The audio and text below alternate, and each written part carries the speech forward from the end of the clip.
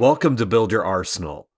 All right, today we're talking about a revolver most people have never even seen in person, the Manurhin MR73.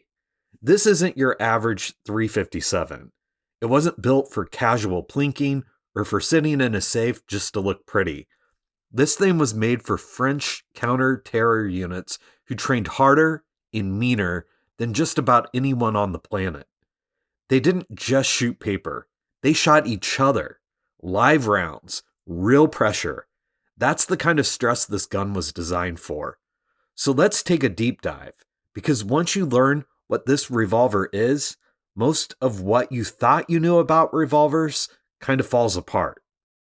The Manurhin MR73 was developed in the early 1970s in France for GIGN, basically the French version of SWAT, but more elite, more specialized, and way more brutal in their training.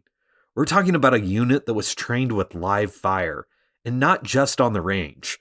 Part of the regimen included shooting each other while wearing body armor to make sure that they could handle real-world combat pressure.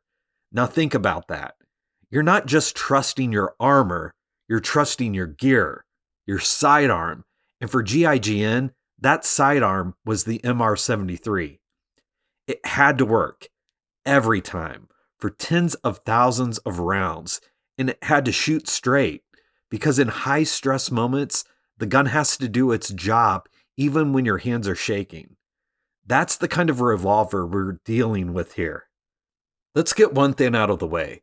The MR73 isn't cheap, but when you start handling it, you get why. The entire gun is hand-fitted, not just thrown together with parts that mostly match. Manurhin built these to exacting standards. Every trigger group is individually tuned. Every revolver is test-fired and zeroed at the factory. You get a factory test target with every gun, showing just how tight it groups.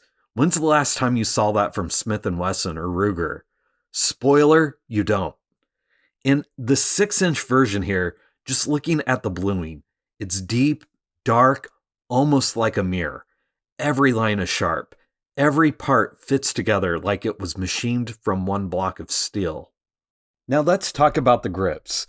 The MR73 usually comes with Trausch rubber grips, and I'll be honest, they look a little out of place. You've got this ultra-refined, hand-fitted, high-end revolver, and it's wearing chunky rubber sneakers. But once you shoot with them, it all makes sense.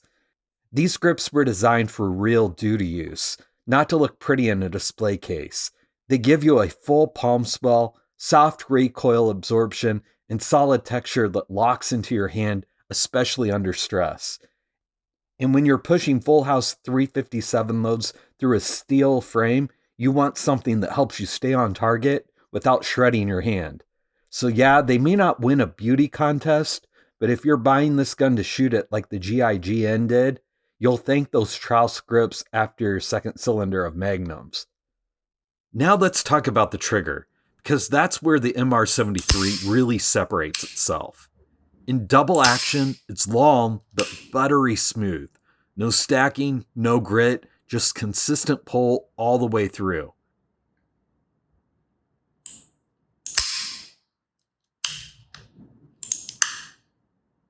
Single action, crisp, light, and precise. It breaks clean like a match-grade target gun, because in a way, that's what this is.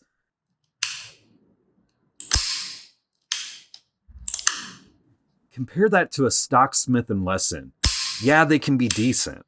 After you swap springs, polish internals, maybe get a trigger job, the MR73, it's like that out of the box, because that's the standard Manurhin held themselves to.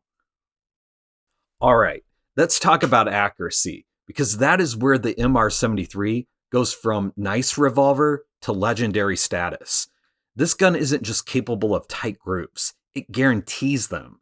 Every MR73 is factory test fired at 15 meters, and they don't ship it unless it shoots a 20 millimeter group or better. That's under an inch. From a revolver with iron sights. Let that sink in. We're talking about accuracy that rivals high-end semi-autos and match pistols. And that's not a one-off. These things continually shoot that well, thanks to a cold hammer forged barrel, hand-fit parts, tight tolerances, and a cylinder gap that's perfectly dialed in. Even the barrel crown is precision cut to make sure gas exits evenly, shot after shot. So when people say revolvers aren't as accurate as modern autos, the MR73 politely steps into the conversation and says, "Try me." This thing wasn't just built to hit targets, it was built to put bullets through the same hole over and over again. Whether you're shooting 357 Magnum or 38 Special, it shoots flat, soft, and tight. Every detail on the MR73 was designed with real-world use in mind. The rear sight is fully adjustable, clicks are clean and solid, the cylinder locks up like a bank vault, no play, no rattle. Even the extractor rod and cylinder notches are reinforced for long-term durability. It's like a Ferrari that's also built to be driven in the rain, the snow, and the mud, and it still never lets you down. Let's just say it. The MR73 makes the 686 feel like a toy. That may sound harsh, but it's true. Some Smith Wessons are good, but the build quality today and the customer service, it's not what it used to be. They're still charging premium prices, but now you get MIM parts, side plates that don't quite fit right, and the infamous internal lock or the Hillary hole. Yeah, nothing says confidence in your gun like adding a feature that randomly disables it. Manurhin said no to all of that. They built a revolver to run, not to sit in a plastic case on your nightstand. It's not about nostalgia. It's about performance. And when you hold both side by side, the difference isn't subtle. It's night and day. This gun isn't for everyone. It's not cheap, it's not light, and it's not something you're going to toss in a drawer and forget about. But if you're serious about revolvers, or you're just serious about your gear, this is the kind of thing that raises the bar. It's made for people who actually shoot their guns, people who care about build quality, people who want something they can pass down and know it'll still be amazing 40 years from now. So, is the MR73 worth it? Yeah, if you care about precision, reliability, and a little old school soul in your firearm, absolutely. It's not just a revolver, it's a reminder of what happens when a gun is built with pride and purpose, and that's why it's in my arsenal.